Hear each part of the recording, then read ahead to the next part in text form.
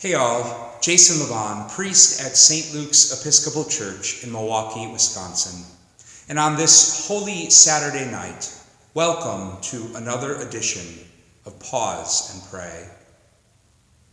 The late Rabbi Hugo Gryn tells a story of when he was a child in the concentration camp of Auschwitz, and the holiday of Hanukkah rolled around. His father, after making a makeshift menorah, took their ration of margarine and used it so that he could light the wick of the first candle of Hanukkah. And when Hugo, as a little boy, saw his dad doing this, he became incensed and protested against him, saying, "Dad, why are you taking this food, which is meant for our sustenance in this time of horror, and using it to observe a holiday?" And that's when his father said to him, "My child, we can survive 3 weeks without food, 3 days without water, but we cannot survive 3 minutes without hope."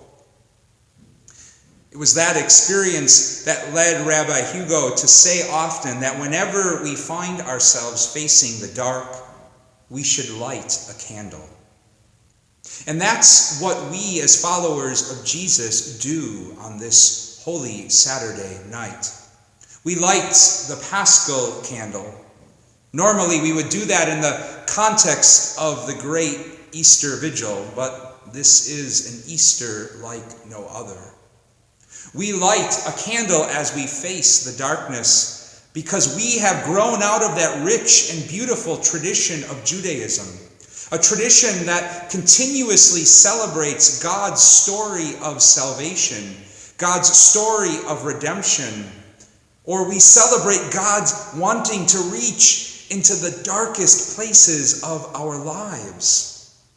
Whether it's God reaching into the darkness of slavery in Egypt to bring about deliverance, as our Jewish sisters and brothers who are celebrating Passover right now are reflecting upon, or God's ability to reach deep into the darkness of exile through the gifts of the prophets to bring about restoration and renewal, or tonight as we celebrate God's ability to reach deep into the darkness of the tomb and death and bring about resurrection.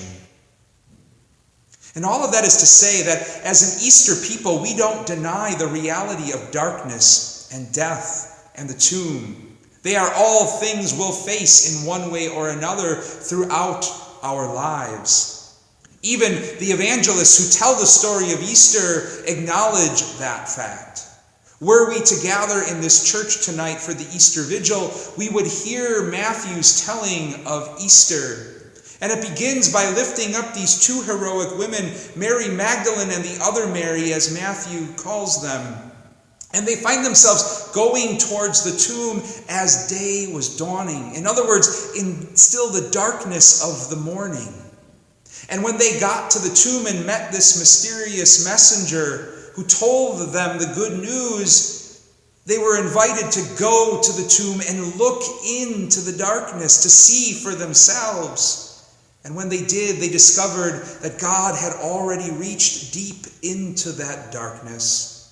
The text says that they were filled with joy, but the text also says that they left still filled with the darkness of fear, and that's when they encountered the risen Christ, who reached deep into that fear, and they became apostles to the apostles, Easter candles, if you will, going to the 11 who were huddled in fear and confusion and grief, and pointing them to Galilee and Easter and all of the hope that it would bring. And that's what we celebrate, the hope that comes when we experience God reaching deep into our darkness. As I said earlier, Easter 2020 is an Easter like no other.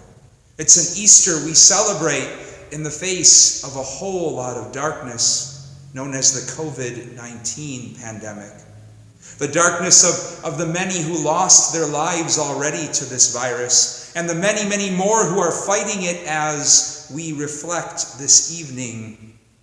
That's to say nothing of the lines that continue to lengthen at food pantries around our country, or all of the people who have lost their jobs as a result of the way in which global life has ground down to a halt. But in the midst of all of that, we still light the Paschal candle and proclaim an Alleluia, because we proclaim God's ability to continue to reach into the darkest places of our lives. And we see that happening in so many ways, ordinary and extraordinary, in the face of the darkness of this pandemic. Whether it's neighbors checking in on neighbors, or families gathering on the other side of windows to sing happy birthdays and tell elderly family members that they are loved. Or people who are taking in Humane Society animals because shelters have been forced to close down and foster those animals until shelters can reopen.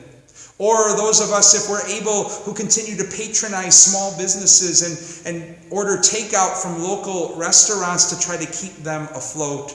Or those of us saying thank you to Amazon delivery people or garbage collectors because we recognize how essential they are.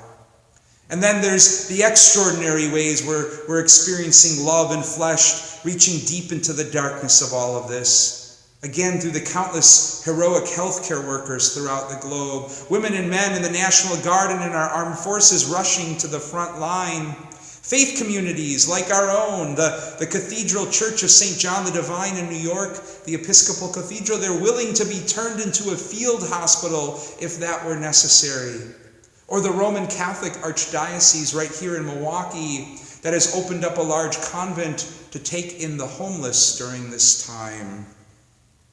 We gather on this holy Saturday night, and we proclaim an Alleluia in the darkness. We sing of God's desire to want to reach into the darkest places of life, and we light the Paschal candle, because we celebrate the gift and mystery that it's in our darkness where God's love and light burns most brightly, all to illuminate Easter and the hope that it brings. Alleluia, Christ is risen. The Lord is risen indeed. Alleluia. Easter peace and blessings to you all.